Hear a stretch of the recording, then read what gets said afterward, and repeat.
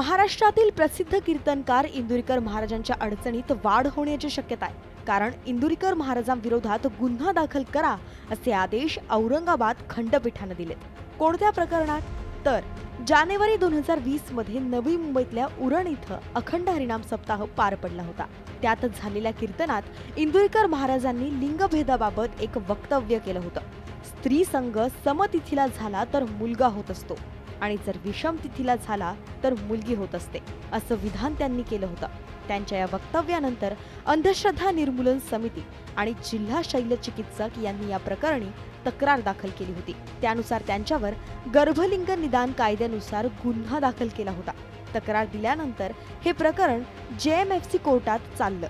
त्यानंतर प्रकरण इथवर कसं पोहोचलं ऐकूया उच्च न्यायालयाच्या वकिलांकडून। इंदुरीकर महाराजांच्या विरुद्ध संगमनेर JMFC कोर्टाने JMFC कोर्टाने 156(3) खाली गुन्हा दाखल करण्याचे आदेश केलेले होते। ते आदेश जिल्हा सत्र न्यायालय मेहरबान जिल्हा सत्र न्यायालयाने रद्द केले होते। त्याविरुद्ध स्वतंत्र 2 याचिका औरंगाबाद हायकोर्टात दाखल झाल्या होत्या। त्या दोघा याचिका ऐकून जिल्हा सत्र न्यायालयाचा निकाल रद्द केलेला आहे आणि मूळ जो निकाल होता JMFC संगमनेर यांचा तो रिस्टोर करण्यात आला आहे। बाकीच्या डिटेल्स ऑर्डर अपलोड झाल्यावर देता येतील। आज ते अलाउ झालं एवढीच माहिती देते। म्हणजे आता गुन्हा दाखल होणार हे नक्की झालं, खटला चालणार हे नक्की।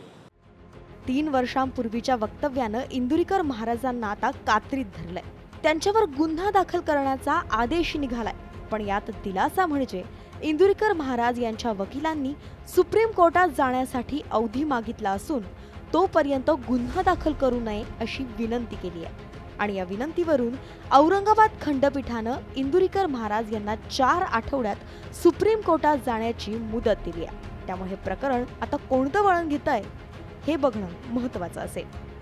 Bureau report, news 18 Lokmat.